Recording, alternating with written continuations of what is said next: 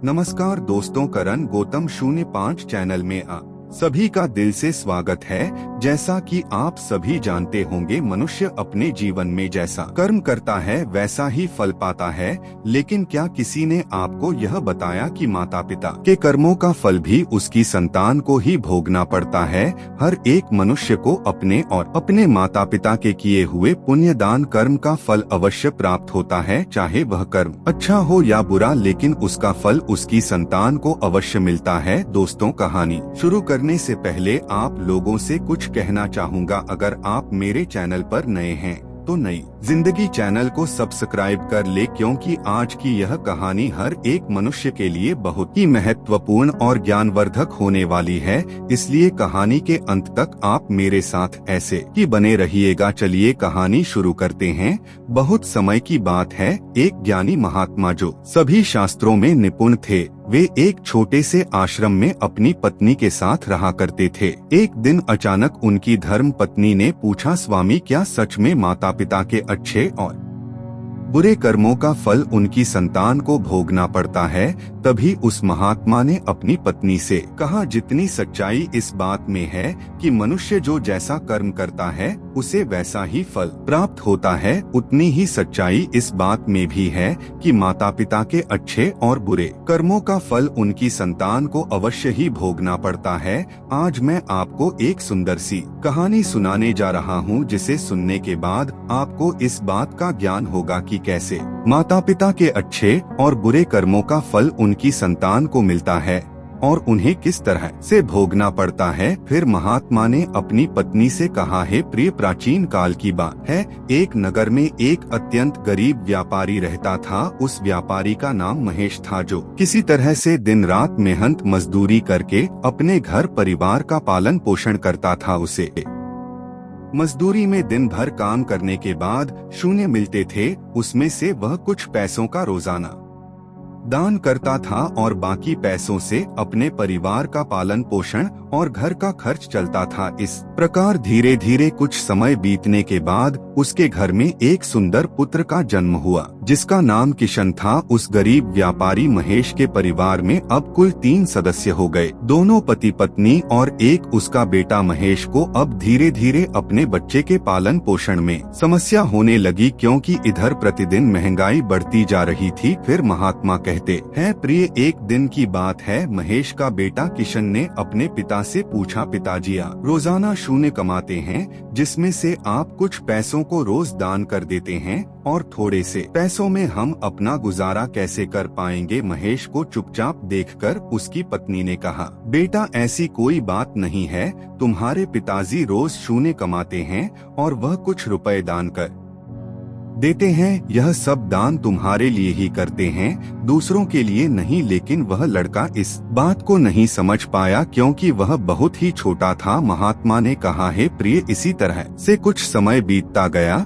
और वह महेश का बेटा अब धीरे धीरे बड़ा होने लगा। उस बेटे की उम्र 8 वर्ष की हो गई। एक दिन की बात है, जब महेश काम करके शाम के समय वापस अपने घर लौट रहा था, तभी रास्ते में एक काला सांड आया और आकर उस गरीब महेश को मारने लगा। उस सांड के हमले से महेश की वहीं पर मृत्यु हो गई। जब महेश की पत्नी और उसके बेटे को उसकी मृत्यु की खबर मिली तो उन्हें बड़ा दुख हुआ। फिर एक दिन महेश के बेटे किशन ने अपनी माँ से पूछा, माँ, हमारे पिताजी कहाँ चले गए हैं? महेश की पत्नी ने कहा, बेटा, तुम्हारे पिताजी हम सबको छोड़कर यमपुरी में यमराज के पास चले गए हैं। तब बेटे ने कहा, जब पिताजी थे तो रोजाना शून्य रप कमाते थे और कुछ रुपए की बचत करते थे। हमारा पालन पोषण उसी कुछ रुपयों से करते और बाकी के रप दान पुण्य में लगा देते थे। माँ, अब हमारा पालन पोषण कैसे होगा? कैसे हमारा पेट भरेगा? फिर माँ ने अपने बेटे से कहा, बेटा, जिस घर में गरीबी होती है उसका कोई सहारा नहीं होता, उसे सभी दूर भागने लगते हैं। गरीबों का सहारा सिर्फ भगवान है, ईश्वर के अलावा कोई गरीब की सहायता नहीं करता। फिर किशन ने अपनी माँ से कहा, माँ, ऐसा मत सोचो, मैं यमराज के पास जाऊंगा और अपने पिताजी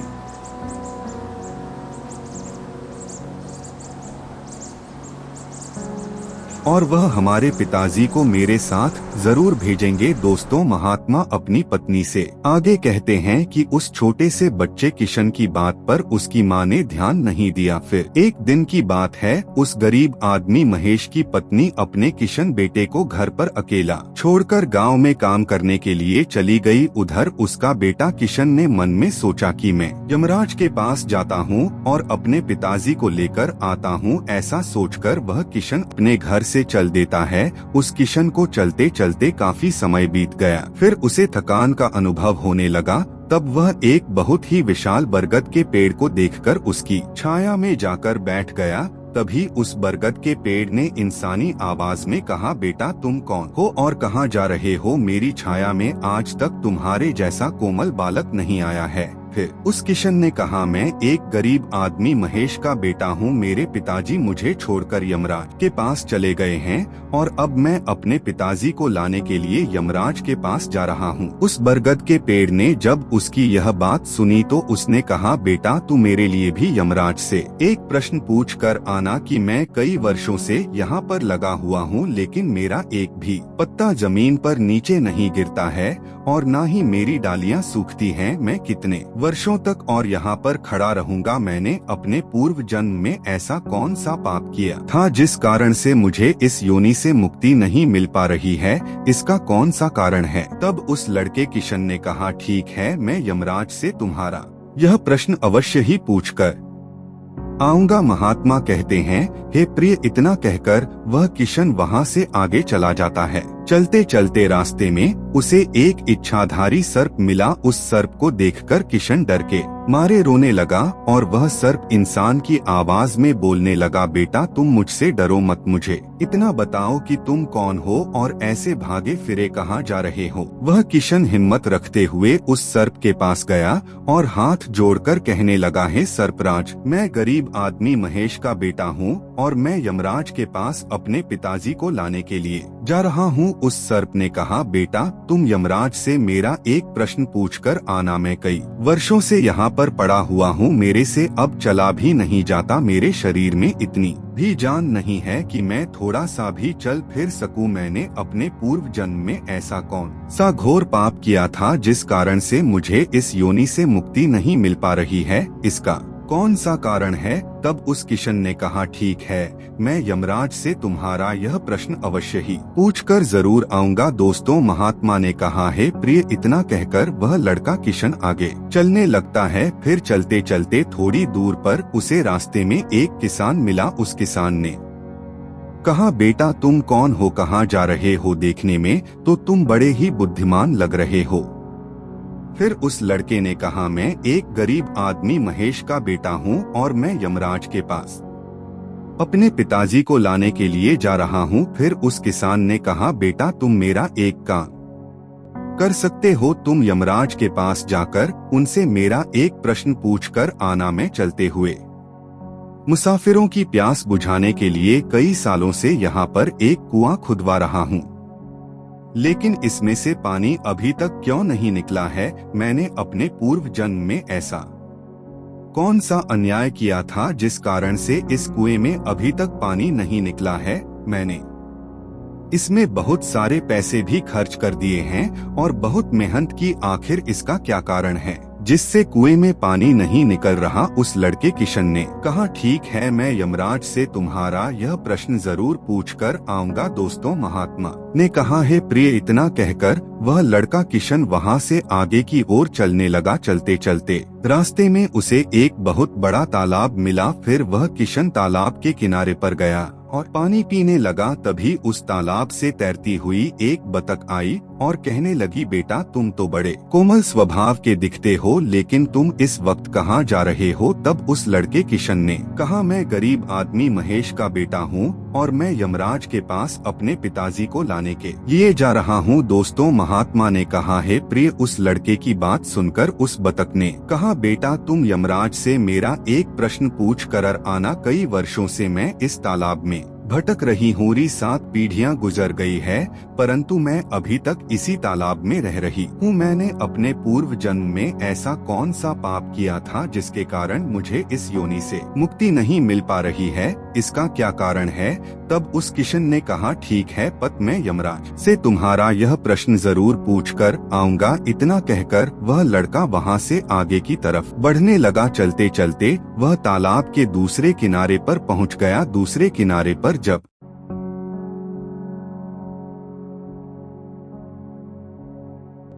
किशन उस मरे हुए बगुले को लांघकर आगे बढ़ा तो वह मरा हुआ बगुला बोलता है, बेटा तुम कौन हो, कहाँ रहते हो और कहाँ जा रहे हो? उस किशन ने उसकी आवाज सुनकर कहा, मैं एक गरीब आदमी महेश का बेटा हूँ और मैं यमराज के पास अपने पिताजी को लाने के लिए जा रहा हूँ। उस बगुले ने कहा, तुम यमराज से मेरा एक प्रश्न पूछकर आना। मेरा शरीर कई वर्षों से इस तालाब के किनारे पर ही पड़ा हुआ है।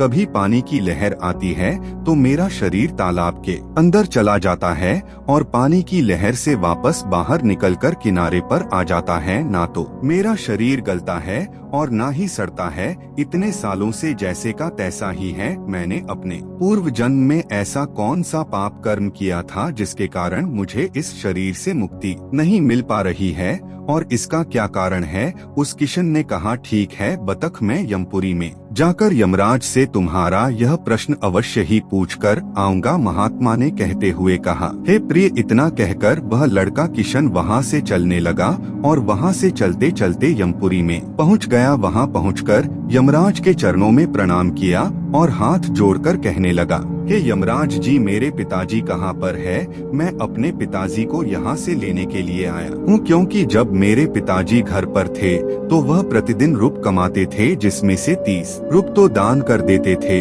और कुछ रुपयों में से हम लोगों का पालन पोषण करते थे। लेकिन अब मेरे पिताजी घर पर नहीं रहते, उन्हें आपने अपने पास बुला लिया है, तो मैं और मेरी माँ भूखे मर रहे हैं। आप उन्हें जल्दी से मेरे साथ हमारे घर पर भेज दीजिए। दोस्तों, महात्मा अपनी धर्म पत्नी से कहा, है प्रिय। फिर यमराज ने उस किशन की बात को सुनकर कहा, ठीक है, मैं तुम्हारे पिताजी को घर पर भेज दूंगा, पहले तुम यहाँ पर शांत मन होकर बैठो। यमराज ने उस लड़के किशन को अपने पास में बिठाया और उसको अच्छे से भरपेट भोजन कराया। भोजन कराने के बाद पूछा, हे वत्स, तुम्हें और क्या चाहिए? फिर उस किशन को रास्ते में जो भी मिले थे उनके प्रश्न यमराज जी से पूछे। यमराज ने उन सभी के प्रश्नों का उत्तर दिया और कहा, बेटा किशन, तुम जाते समय उन सबको उनके उत्तर अवश्य ही बताना। फिर यमराज ने कहा, बेटा किशन, तुम अपने घर पर जाओ, तुम्हारी माँ तुम्हें ढूंढकर परेशान हो रही होगी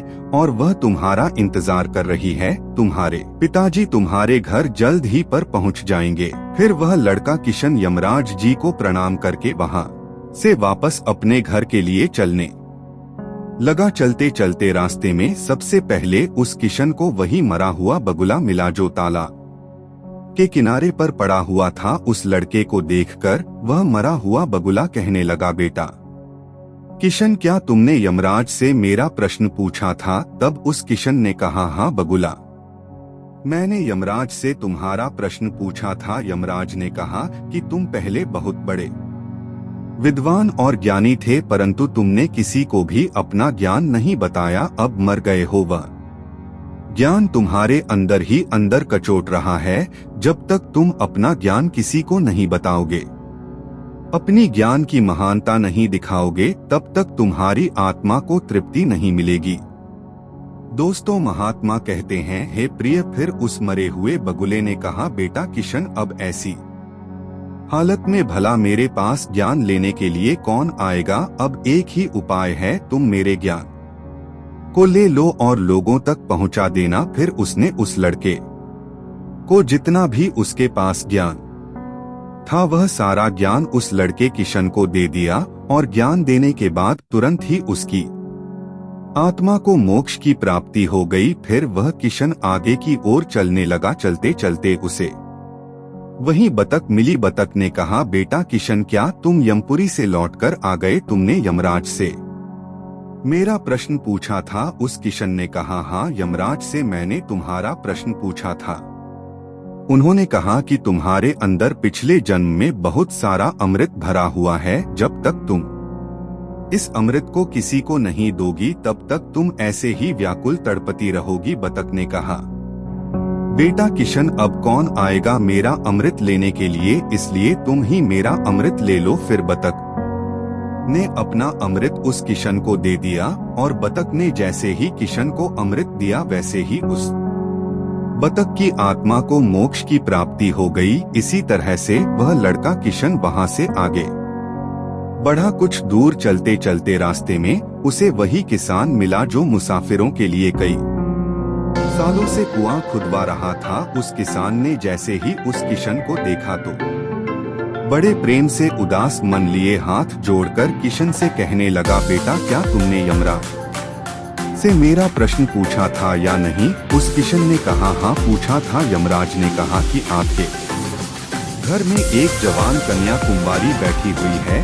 जब तक आप उस लड़की का विवाह नहीं करोगे, कन्यादान नहीं करोगे, तब तक कुएं से पानी नहीं निकलेगा। पहले जो तुम्हारा कर्तव्य है, कर्म है, उसे पूरा कर लो। जो ईश्वर ने तुमको जिम्मेदारी सौंपी है उस पर ध्यान दो। पहले आप कन्यादान करो, उसके बाद इस कुएं को खुदवा। फिर उस किसान ने कहा, बेटा किशन, मैं अपनी लड़की के लिए लड़का कहाँ ढूंढने के लिए जाऊंगा? तुम मुझे बहुत ही सीधे साधे स्वभाव के बालक दिख रहे हो, इसलिए बेटा मैं चाहता हूँ कि तुम ही मेरी लड़की से विवाह कर लो। महात्मा कहते हैं, हे प्रिय, फिर उस किसान ने अपनी प्यारी सी कन्या का विवाह उस किशन के साथ कर दिया। फिर किसान ने अपनी लड़की को बहुत सारा धन देकर किशन के साथ विदा कर दिया। इस तरह से वह किशन अपनी पत्नी को लेकर फिर आगे चलने लगा। फिर उसे रास्ते में वही विशाल बरगद का पेड़ मिला जिसकी छाया में उसने विश्राम किया था। उसने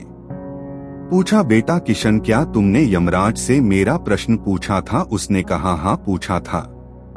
यमराज ने बताया कि पूर्व जन्म में तुम्हारा काम स्कूल में बच्चों को शिक्षा देना था। तुम्हारा स्थान एक गुरु का था, तुम्हें लोगों तक ज्ञान पहुंचना था, लेकिन तुमने अपने लक्ष्य का, अपने पद का सही तरीके से इस्तेमाल नहीं किया। तुम ज्ञान शिक्षा देने के बदले में छोटे छोटे बच्चों से अपना काम करवाते थे और उन्हें अच्छी तरह ज्ञान का उद्देश्य नहीं देते थे। तुम पूर्व जन्म में बहुत बड़े विद्वान और ज्ञानी थे, परंतु तुमने उन बच्चों को शिक्षा नहीं दे पाए, उन्हें सही तरीके से ज्ञान प्राप्त नहीं हुआ, जिसके वजह से उन छोटे छोटे बच्चों ने बड़े हो जाने पर तुम्हें श्राप दिया करते थे, जिसके कारण तुम हिलडुल नहीं सकते हो। तुम्हारे अंदर जो ज्ञान भरा है उसे किसी को दे दो, इसके बाद में तुम्हें तुम्हारी आत्मा की मोक्ष की प्राप्ति होगी। महात्मा ने कहा, हे प्रिय, उस लड़के की बात सुनकर उस बरगद के पेड़ ने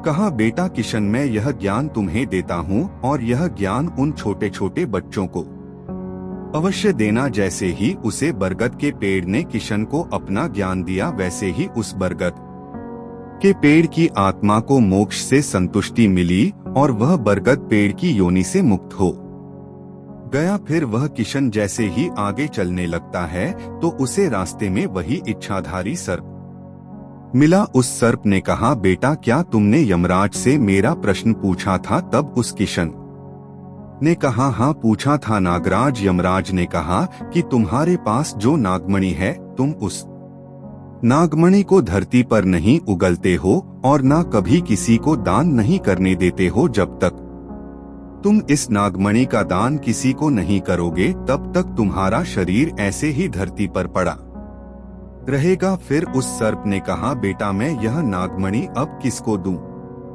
इस नागमणि को तुम ही ले लो। फिर उस सर्प ने अपनी नागमणि को उस किशन को दे दिया। जैसे ही सर्प ने नागमणि उस लड़के को दिया, वैसे ही उस सर्प की आत्मा को मोक्ष की प्राप्ति हो गई। कुछ देर के बाद वह किशन अपनी पत्नी के साथ चलते चलते अपने घर पहुंच गया। जब वह किशन अपने घर पर पहुंचा तो उसकी माँ उसको देखकर बड़ी खुश हुई और कहने लगी, बेटा तुम कहाँ पर चले गए थे और तुम्हारे साथ जो यह कन्या है वह कौन है? फिर उस किशन ने जो भी उसके साथ रास्ते में चलते वक्त घटनाएं घटी थी, वह सब कुछ अपनी माँ को बता दिया। फिर दोस्तों, महात्मा कहते हैं, हे प्रिय, रास्ते भर में लोगों की इतनी दुख भरी बातें सुनकर उस किशन को अब ज्ञान हो चुका था कि उसके पिताजी वापस नहीं आ सकते हैं। अब उनकी इस पृथ्वी लोक से मुक्ति हो चुकी है।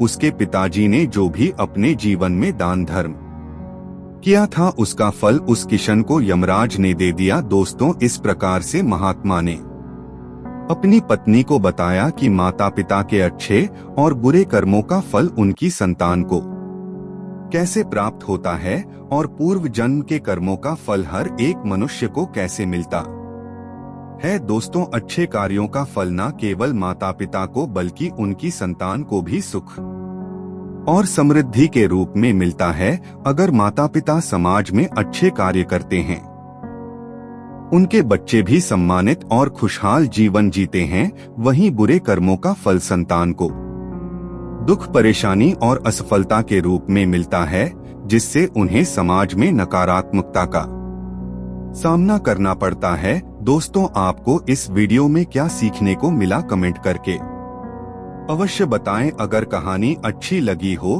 तो एक लाइक करके चैनल को सब्सक्राइब करना ना भूलें। मिलते हैं नेक्स्ट वीडियो में। धन्यवाद।